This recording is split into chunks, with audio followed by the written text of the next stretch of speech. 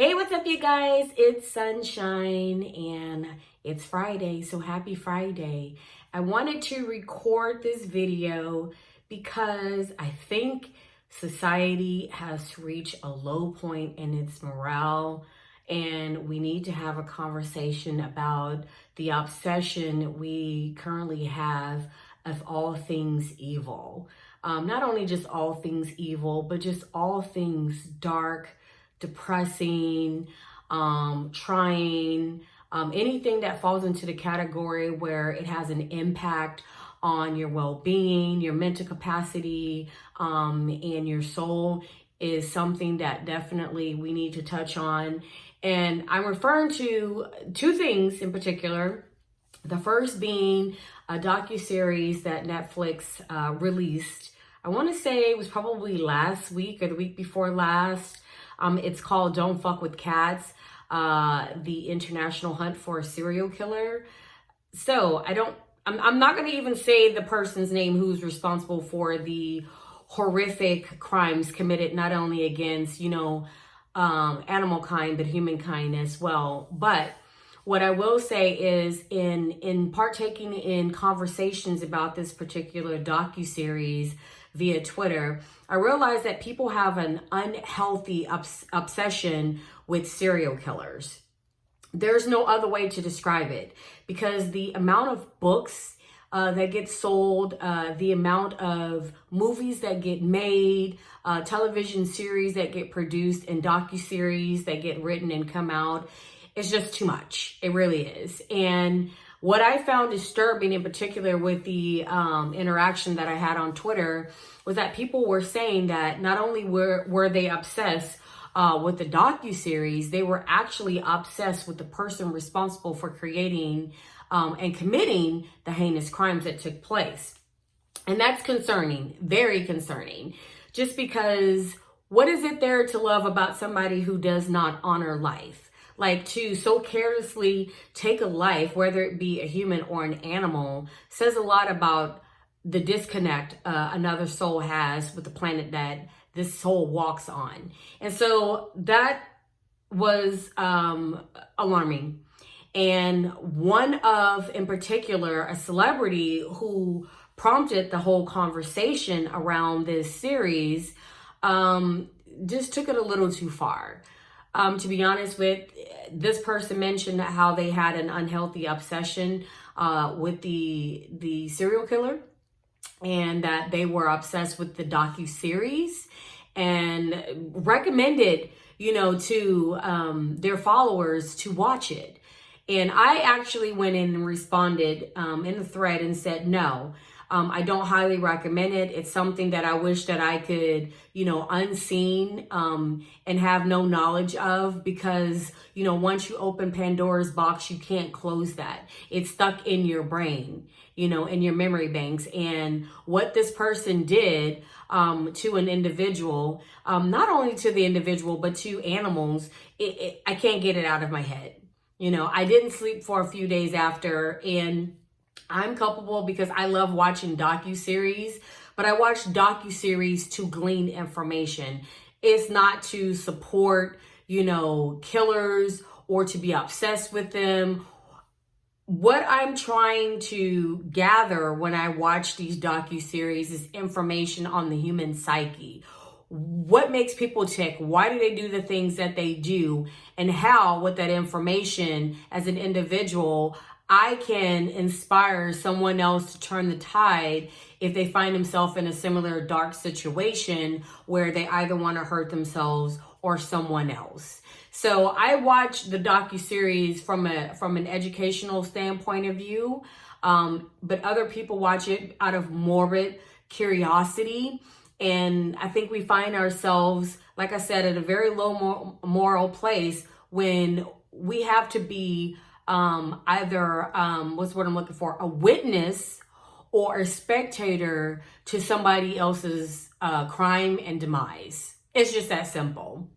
And so I was really torn about whether or not to continue to follow this celebrity on Twitter just based on that particular thread. And I have to say that, he came back And he posted again about another docuseries, and then you had all these other people that were, posting saying, hey, watch this, watch that, I guess it's called Crime Confessions or Confessional Tapes, and the story of Ted Bundy and this, that, rather. They just started naming off like all these docuseries about serial killers that he should watch. And that was it for me. Like, I threw in the flag and was like, no ma'am, no ham, no turkey. I'm not doing this. We're done. And I left that conversation because I just don't see myself being a part of that. And the fact is that at the end of the day, when you take away the details of the person who committed the crimes, there is a family that is hurting. There is a family that has lost a loved one due to being the victim of this psychopath who killed this person and violated his corpse after he was dead. So I'm not down with that. I don't get into all that, and it's not for me. And I would advise anybody who even sees that as a form of entertainment to go sit down on a couch somewhere and talk to a therapist or, whatever, but get some help, because that's not natural. And to have an obsession with serial killers says a lot about the human psyche. In addition to that, let's talk about this series that Netflix has produced two seasons now. It's called You. Now, I watched the first season because it was new. I always watch new content that Netflix put out, but I didn't grasp the concept and the plot and the storyline behind this series. So I watched the first season and I realized, holy shit, this is a series about a guy who is mentally unstable, who has been manipulated and abused, and has no concept or idea of what love is. And he fixates and becomes obsessed with women who he feel ideally he can fall in love with or he has some connection with. But the bottom line is that he always ends up killing the women that he gets involved with because they find out who he truly is and is unable to accept his dark demeanor. Well, the storyline takes a twist at the end where one of the gals that he thought he had killed actually wasn't dead and comes back pretty much, quote unquote, like from the dead. And, ensues going into the second season where now this girl who knows what he's capable of is on his trail and tracks him down to LA. I'm not going to get into the whole entire story because for people who like the series, I don't want to spoil it for them. But what I will say is the second season had a twist that I did not expect or see coming. But again, it goes back to society and the amount of damage that we not only endure from our childhood days, but what we give to others, how we damage other souls, and when they're broken, how it's hard to fix them because there is no fixing. What happens to a person who is emotionally broken is a break in the psychological mindset that's hard to fix because they grasp on to things that they understand, and that's usually something very deep and dark, and have a hard time adjusting and understanding the things that they really don't know anything about, and that's usually like love.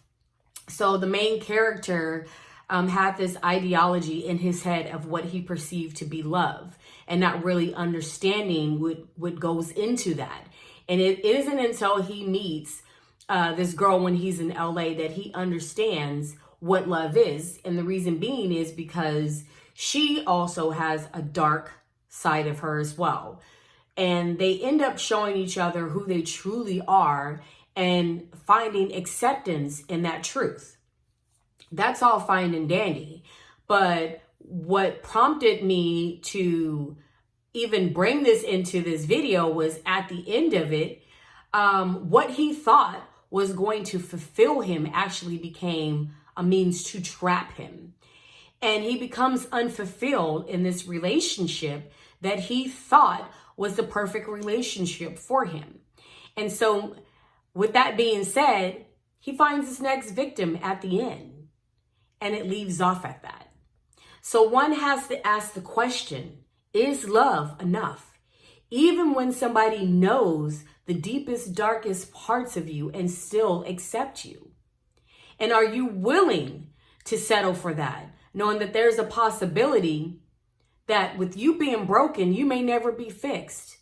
And in not being able to be fixed means you still might have an issue and continue the same pattern of behavior that got you into the mess the first place.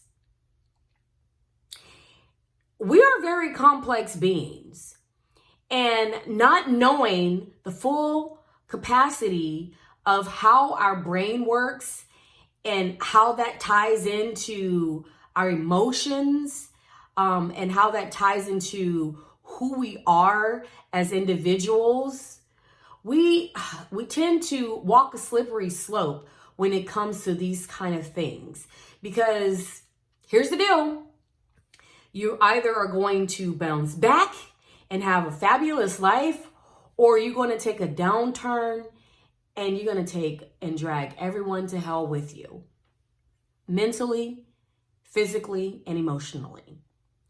So, between the obsession with serial killers and not being able to know exactly who you are and what you can trust and love, they kind of go hand in hand. It's mutually exclusive, because if you look into the history of all serial killers, pretty much you describes the serial killer for the means that they need attention, constant affection, and love.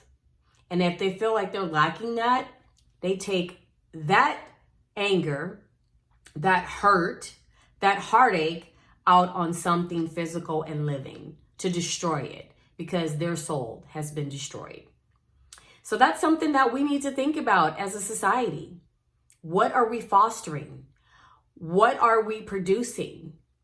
And where are we lacking when it comes to making sure that our children are loved and that they have not only confidence in who they are, but also self-esteem, knowing their worth and value, and being able to inspire and motivate others to live their best lives and not seek the attention and constantly chasing something that they may or may not ever have. That all starts with us. And if we don't have it and can't seek it for ourselves personally, we shouldn't expect somebody else to give it to us. Until next time, peace and blessings.